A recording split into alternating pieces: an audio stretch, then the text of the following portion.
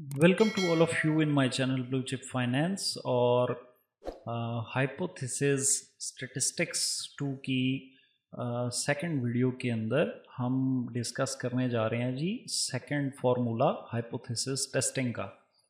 और इस फार्मूला में देखते हैं कि क्या चेंज है।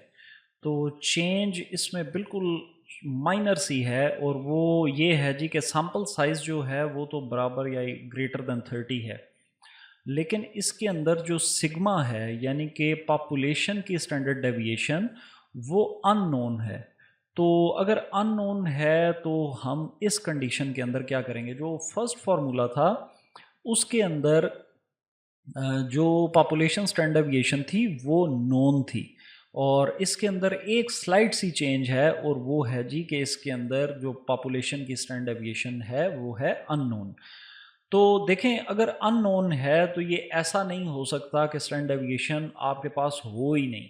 स्टैंडर्ड डेविएशन होगी लेकिन पॉपुलेशन की नहीं होगी, बल्कि उसकी जगह पे आपको वो सैंपल की स्टैंडर्ड डेविएशन या आपको कैलकुलेट करनी पड़ेगी या आपको वो क्वेश्चन के अंदर वो देगा। बाकी फार्मूले के अंदर कोई चेंज नहीं है, जेड डिस्ट्रीब्यूशन ही यूज़ होगी इसके अंदर। और जेड डिस्ट्रीब्यूशन में लास्ट फार्मूला जो हमने डिस्कस किया था प्रीवियस केस के अंदर वो था X bar minus mu not divided by sigma over N under root या स्क्वायर रूट। तो इसमें एक ही चेंज है, बस वो ये है कि इसमें पॉपुलेशन की स्टैंडर्ड डेविएशन नहीं है। तो सिंबल्स का बहुत ख्याल रखना है आपने कि पॉपुलेशन की जो स्टैंडर्ड डेविएशन है उसको हम सिग्मा से डिनोट करते हैं। अगर सैंपल की स्टैंडर्ड डेविएशन है तो आप इसको एस डी भी लिख सकते हैं, एस भी लिख सकते हैं, लेकिन something different from this sigma. और इसी तरह अगर वेरिएंस है तो वेरिएंस पॉपुलेशन की सिग्मा स्क्वायर होगी और सैंपल की एस स्क्वायर होगी। अब यहाँ पे वेरिएंस का एक फार्मूला ये भी लिखा हुआ है, इसके अलावा बहुत सारे फार्मूलाज हैं। अगर अगर कहीं पे हमें खुद कैलकुलेट करनी पड़ जाए सैंपल की या वो डाटा दे दे तो फिर हम ये फार्मूलाज भी यूज़ कर सकते हैं। लेकिन हमारा ताल्लुक अभी तक इसी फार्मूला के साथ है।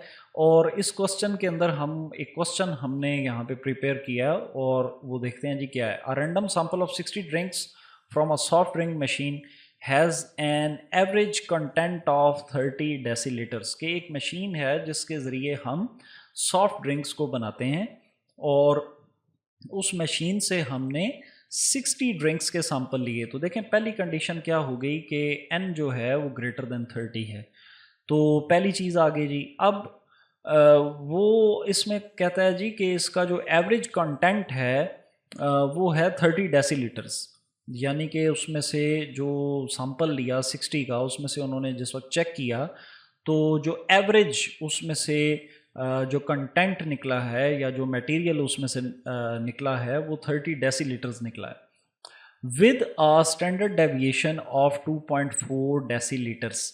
और ये देखें कि यहाँ पे उसने मेंशन नहीं किया कि ये पॉपुलेशन की है स्टैंडर्ड डेविएशन, आपने खुद यहाँ पे सोचना है कि उसने किसके साथ एसोसिएट किया ऐसे। अब फिर शुरू से पढ़ें। A random sample of 60 drinks from a soft drink machine has an average content of 30 decilitres with a standard deviation of 2.4 decilitres, यानी कि इट मीन्स कि ये जो स्टैंडर्ड डेविएशन है इसका ताल्लुक सैंपल के साथ है। तो ये फिर एस आपके पास आ जाएगा जी 2.4, यानी ये जो सैंपल्स लिए हैं इसमें जो वेरिएशन है या जो डिस्पर्शन है वो 2.4 की है। Test the hypothesis that mu equals to 32 decilitres. अब आगे जी अगला पार्ट के वो हाइपोथेसिस क्या कहते हैं हमें, वो कहते हैं कि जो बताएंगे कि ये जो सैंपल आपने लिया है 60 का, इसकी बुनियाद पे क्या आप ये कह सकते हैं कि जो पॉपुलेशन है यानी कि जो टोटल आपके जो ड्रिंक जो बनाए हैं आपने मशीन, वो मे बी 60 का सैंपल लिया, मे बी वो 1000 भी हो सकते हैं, मे बी वो 2000 6000 भी हो सकते हैं एंड सो ऑन। तो वो कहता है जी कि इस बेस के ऊपर ये बताएं कि जो म्यू है यानी कि पॉपुलेशन का जो मीन है वो 32 के बराबर है। तो ये आ गया आपके पास पहला हाइपोथेसिस, यानी कि null hypothesis mu equals to 32 against the alternative hypothesis. और अल्टरनेटिव के अंदर भी उसने आपको बता दिया कि जो म्यू है वो लेस देन 32, या दूसरा ऑप्शन उसने क्या बताया जी, लेस देन 32। तो दो बातें हो गई। पहली बात उसने क्या पूछी, क्या पॉपुलेशन का जो मीन है वो 32 ही है, या उसने कहा कि नहीं, अगर ऐसा नहीं है तो कहेंगे 32 से लेस है। तो ये याद रखें, यहाँ पे लास्ट में जो पार्ट था उसके अंदर मैंने ग्रेटर देन का साइन यूज़ किया था। तो मैंने आपको बताया था जी ये वन टेल टेस्ट है, और वन टेल टेस्ट में आप याद रखें कि जिस वक्त हम ग्रेटर देन का साइन डालते हैं तो वो राइट टेल टेस्ट बन जाता है। राइट टेल टेस्ट का मतलब ये है कि हमने प्लस में रहना है, और लेस देन का मतलब ये है कि ये लेफ्ट टेल टेस्ट है और हमने माइनस के अंदर रहना है। यानी कि अगर ज़ीरो को आप ओरिजिन कंसिडर करते हैं तो टू टेल का मतलब ये होगा कि वो वैल्यू माइनस भी आ सकती है और प्लस भी। और अगर ज़ीरो ओरिजिन लें और अगर आप one tail test right side पे आप रहेंगे तो आप कहेंगे कि प्लस, और अगर आप ज़ीरो ओरिजिन लें और लेस देन में या लेफ्ट टेल के ऊपर आप आएंगे तो आप कहेंगे माइनस। उसके बाद जिस वक्त हम हाइपोथेसिस स्टेप 1 लिख लेते हैं डाटा वगैरह लेने के बाद, तो स्टेप 2 आपको पता ही है कि वो आ जाएगा लेवल ऑफ सिग्निफिकेंस। अगर किसी जगह पे लेवल ऑफ सिग्निफिकेंस बताया जाए तो ठीक उसके मुताबिक चलें, अगर ना बताया जाए तो याद रखें बाय डिफ़ॉल्ट ये 5% ही लिया जाता है।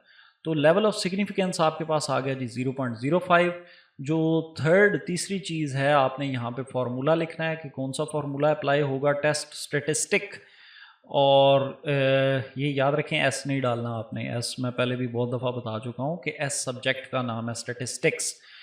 स्टेटिस्टिक ये है कि आप सैंपल की मदद से जो अभी आप कैलकुलेट करने जा रहे हैं वो क्या है, तो वो है जी z equals to X bar minus mu not divide by S divide by N under root. तो चौथे नंबर पे अब आ जाते हैं जी हम क्रिटिकल रीजन पे, कि क्रिटिकल रीजन क्या होगी।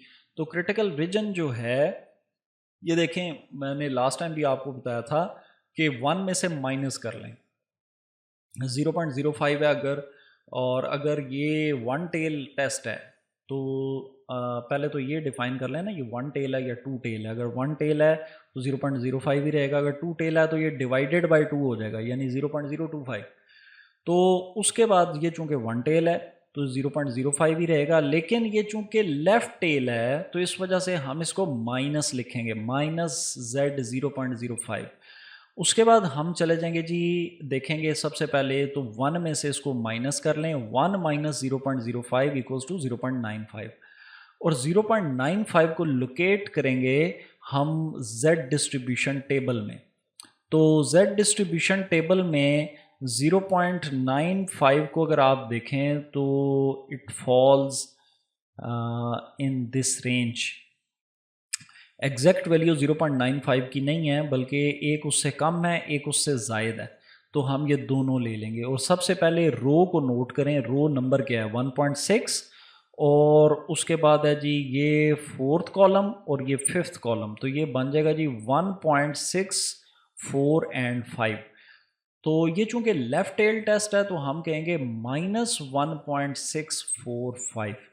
तो ये आपके पास आ गई जी क्रिटिकल रीजन, यानी कि अगर आपकी z कैलकुलेटेड वैल्यू अगर इससे एक्सीड करती है तो आपका जो नल हाइपोथेसिस है वो रिजेक्ट हो जाएगा।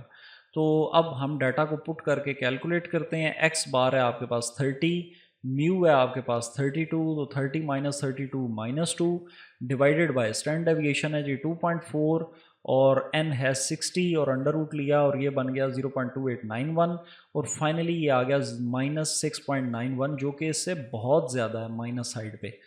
और फाइनली आप कहेंगे 6 स्टेप के ऊपर और calculated value of z -6.91 falls in the critical or rejection region, so we will reject null hypothesis and accept alternative hypothesis। यानी कि जो नल हाइपोथेसिस था म्यू इक्वल्स टू 32, आप इसको रिजेक्ट कर देंगे और आप कहेंगे कि नहीं, जो पॉपुलेशन है उसका मीन 32 से कम है। और ये है जी इसका सेकंड फार्मूला हाइपोथेसिस का।